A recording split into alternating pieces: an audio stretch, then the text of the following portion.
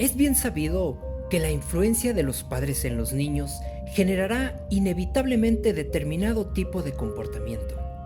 Sin embargo, cuando esta influencia se torna disfuncional y llena de abusos, puede sembrar las bases para diversos problemas que terminan por desembocar en una vida aislada y sin límites.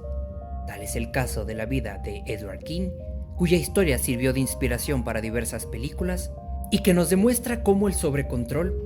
el aislamiento y el apego disfuncional llegan a marcar a un hombre en la búsqueda de una figura de protección que lo dote de sentido.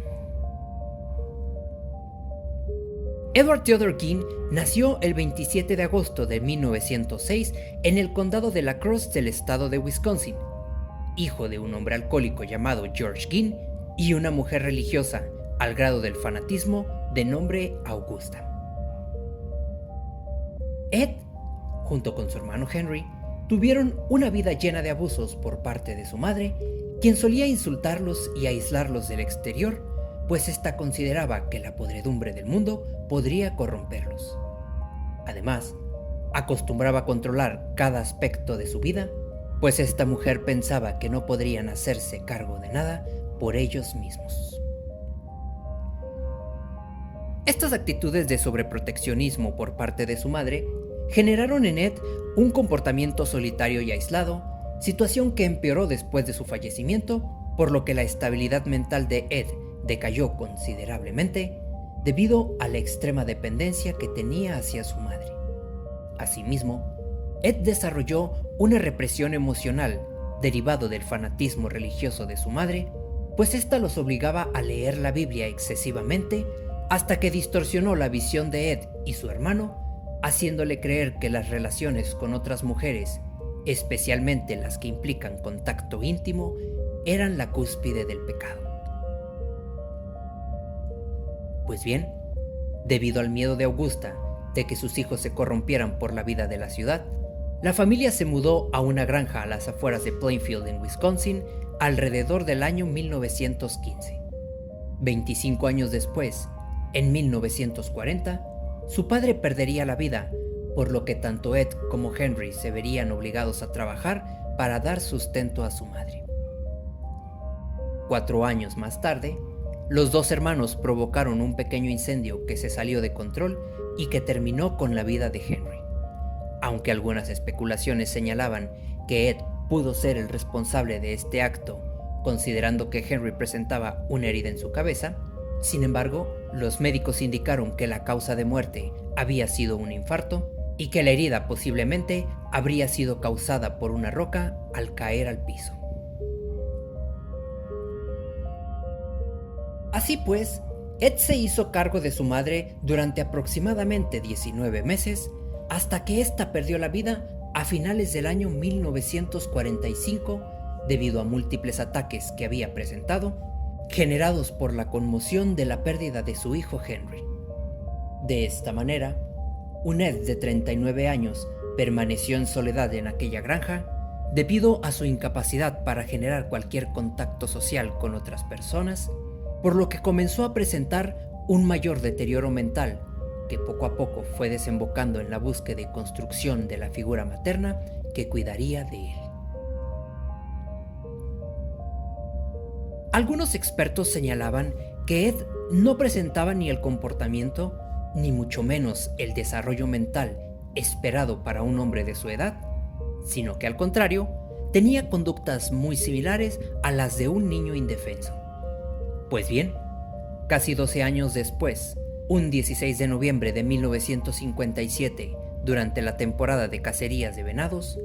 una mujer de nombre Bernice Warren se encontraba atendiendo su ferretería en el centro de Plainfield cuando Ed entró en esta tienda. Ed había intentado salir en un par de ocasiones con Bernice, quien en cada momento lo había rechazado, mostrando nulo interés en él.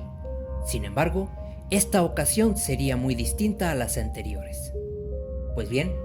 Ed se acercó al mostrador y pidió un anticongelante. Bernice le realizó su nota de compra, le entregó el anticongelante y Ed salió directo hacia su troca.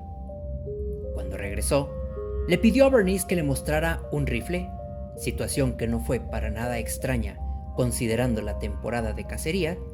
por lo que cuando Bernice se acercó al mostrador y le dio la espalda a Ed,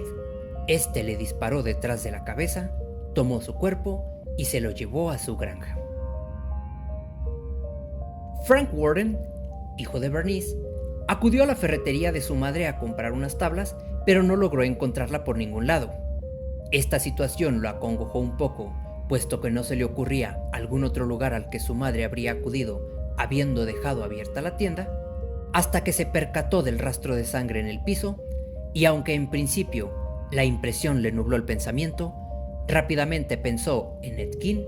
pues este había estado acosando y molestando a su madre un par de semanas antes. De esta manera, Frank advirtió a las autoridades sobre la desaparición de su madre y cuando estos llegaron al lugar, encontraron la nota del anticongelante a nombre de Ed Gein. En primera instancia, las autoridades no congeniaban del todo con las sospechas de Frank, pensando que Ed pudo haber sido el culpable de esta acción, pero sí pensaban que él pudo haber sido la última persona que había visto a Bernice, por lo que algunas autoridades acudieron a buscarlo y lo encontraron cenando con unos vecinos, mientras que otros acudieron a la granja, donde se encontraron con un escenario que no solo dejaría perplejo a la comunidad de Plainfield, sino que serviría como inspiración para escenarios hórridos más allá de la ficción. La noche cayó, un frío y oscuro invierno se hacía presente. Los oficiales hacían un esfuerzo para encontrar a Bernice, aunque no pudieron entrar a la casa de Ed, por lo que decidieron acudir por la parte trasera, donde lograrían entrar al cobertizo. La propiedad de Ed no contaba con luz eléctrica, por lo que la oscuridad entorpecía un poco la búsqueda. Vagaron un poco por los alrededores, desconcertados y abriéndose paso con la ayuda de unas linternas, hasta que uno de ellos aluzó lo que parecía ser un ciervo destripado colgando del techo. Este oficial alertó a los demás, quienes prestaron mayor atención y lograron discernir que aquello realmente era el cuerpo de una mujer decapitada, colgando de sus talones, completamente destripada y abierta desde el esternón hasta su pelvis. Más tarde confirmarían que aquella mujer era la madre de Frank, Bernice Warden. Después de este hallazgo, los oficiales iniciaron una búsqueda formal en casa de Ed, donde se toparon con una conducta de acaparamiento, dado que este tenía demasiada basura y desperdicio por todos lados, al punto que incluso solía acudir al basurero y recoger cosas que él consideraba necesarias. Sin embargo, la basura y el mal olor dentro de la casa sería la menor de las preocupaciones de aquellos oficiales cuando notaron algunos objetos extraños entre los escombros. Al acercarse y revisarlos detenidamente, notaron que había una lámpara hecha de piel humana, así como un cinturón confeccionado con pezones de mujeres. También descubrieron unos guantes hechos de piel de las manos que habían sido cosidos entre sí, así como un jarrón que contenía narices humanas y unos cráneos que habían sido transformados en tazones para comer. De la misma manera, encontraron una caja que contenía genitales femeninos que incluso habían sido atados con listones y una silla tapizada con restos de carne humana. Un poco más adentrados en la casa, se toparon con la colección de partes humanas que Ed poseía, así como máscaras que habían sido hechas con los rostros de algunas personas colgando en la entrada de su dormitorio. Algunos de estos rostros tenían los labios pintados con lápiz labial